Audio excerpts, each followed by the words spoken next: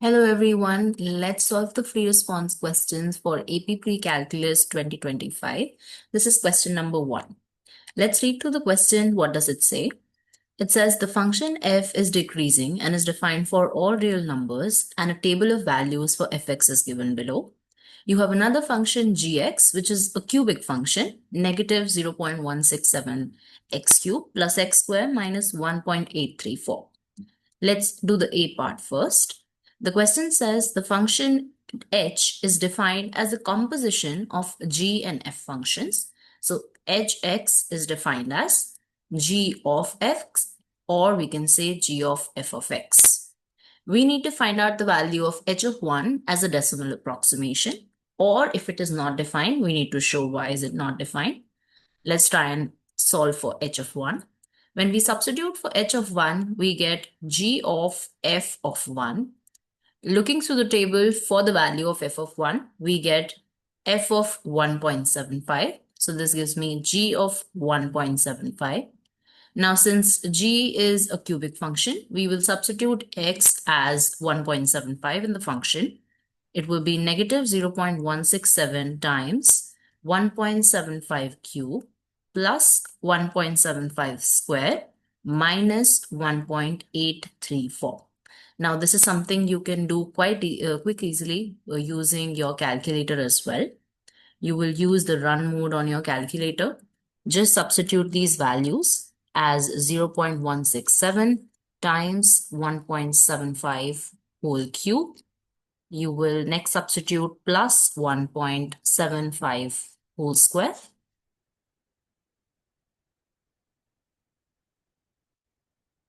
Then we will substitute negative 1.834 as my function. Once I do that, I will get the value of the function g, which is 0.333. And we have to write down the decimal approximation of h of 1, which finally the answer comes out to be 0.333. So this is my answer for the A first part. Let's now read through the second part. It says, can you find out the value of f of inverse of 3.5 or indicate that if it is not defined? Now, f inverse of 3.5 would mean we need to find out the value of x for which the value of y or f of x is 3.5. If I look through the table, I will understand that 3.5 occurs in the f function at x equal to 0. Hence, we can directly write down f inverse of 3.5 is nothing but 0. Let's move to the B part now.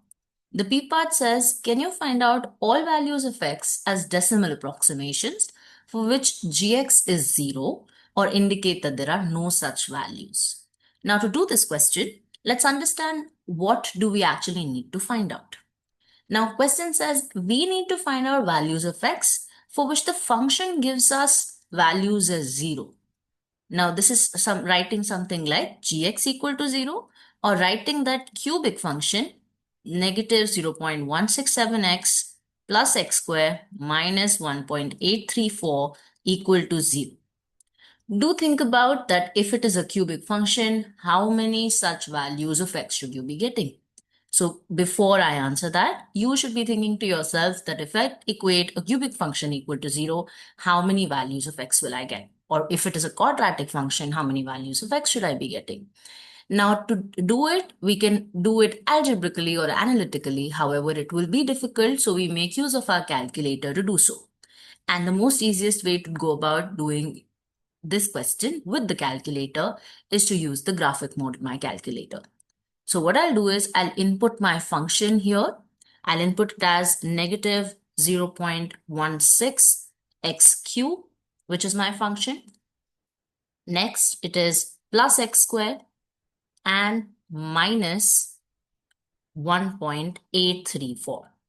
If I'm able to accurately graph my function gx, I will see that this function has 3 roots or values of x for which my function gives me gx equal to 0. These are the 3 values that look like that will give me the function value as 0. Now, to solve for it on your calculator, you should be using, if you're using a Casio, you should be using GSolve. So shift and press GSolve. where you will be able to see the option of finding out the roots for the functions. Now, roots are values of x for which give me the value of the function is 0, or they're also called the x-intercepts of the function. So do remember what intercepts or x-intercepts mean. They are also called the roots of the function. So to find that out, I just press the root function. Now the first value, the calculator is only going to give you the first value. To find out all the other values, you press the side button and it's going to give you the 3 other values as well. So one of the values is negative 1.233. Next value is 1.578. And the third value that you're getting is 5.643. So these are the different values that you get for which your question or which your function is giving you a value as the roots of the function. So now you'll be able to, I think, see the graph more clearly when you do that. So let's go back and write down those values in our answer. So use your calculator to write down the roots of the function. The question is asking nothing but the roots. So as I said, and before we went to the graph, I told you to think about how many values of x will you get. Think about that it's a cubic function, so you should be getting at most 3 values of x. So it should be negative 1.233, x is 1.578, and I'm getting the third value as 5.643. So this is my answer for the B first part. Let's also understand the question based on, it says determine the end behavior of gx as x increases without bound. Express your answer in limit notation. Now what you need to think about it is that what happens if your value of x keeps increasing to infinity? What do you think will be a change in the value of y? Now this is my function, and if you think about it, if my value of x keeps increasing towards the positive infinity part, which is this part, then if I can see the value of gx, that if x keeps increasing towards infinity, which is this part, the function keeps decreasing its value. So I can say as x increasing towards infinity or tends to infinity, gx is decreasing, and hence I can say, can I write down it as gx, if it keeps decreasing, will it go on tending to negative infinity? If it was increasing, we would have said positive infinity, but now it's decreasing, so we will say negative infinity. So that's the nature of my function in the second part. And to write it as a limit notation, very important to understand. Limit x tends to infinity, gx is equal to negative infinity. This limit notation means that as your value of x keeps increasing without bound, the value of gx tends to negative infinity. It will never obtain infinity for sure, but it tends towards infinity. Let's also understand another part, which is the C part. Now let's read through what the C part says. Now the C part is more about thinking and evaluating the nature of the function. So just listen carefully, because obviously the A and B parts are more about solving, while for C you need to observe carefully the nature of the function. The question says, based on the table, which of the following function types best model the function linear, quadratic, exponential, or logarithm? So if you're studying pre-calculus, you would have known about all these 4 types of functions: linear functions, quadratic functions, exponential, and logarithmic. If you understand linear and exponential well, you should know that they resemble arithmetic and geometric sequences. So any linear function, if I talk about, has the form y is equal to mx plus c. If I talk about an exponential function, it should have the form y is equal to a times b to the power x. Now coming to how will I evaluate whether fx is linear, quadratic, exponential? Should I be doing some complicated process about it? No, you wouldn't have to do that. Just to understand whether it's linear or exponential, you can associate those concepts to arithmetic and geometric sequences. Because arithmetic sequences have the general term looking like linear.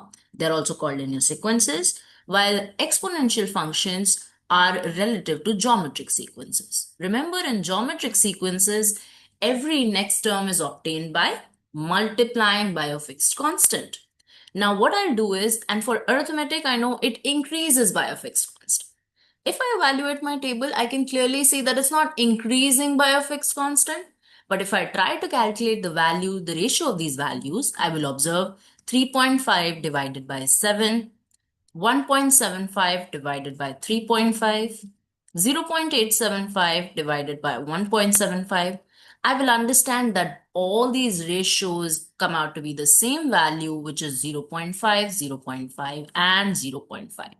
Now, which means every next term in this table is being obtained by multiplying by a fixed constant.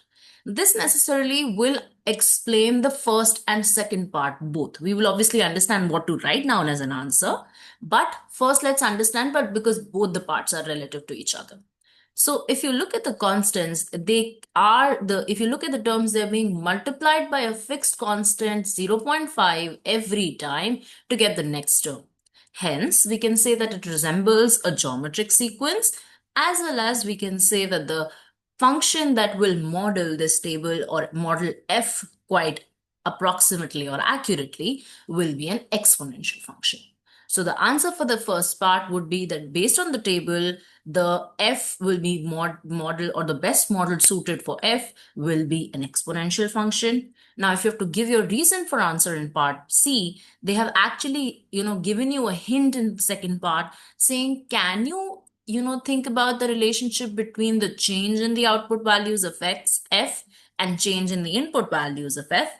Refer to the values in the table in your reasoning. So you will say that as values of x increase, the values of the output in f change proportionally.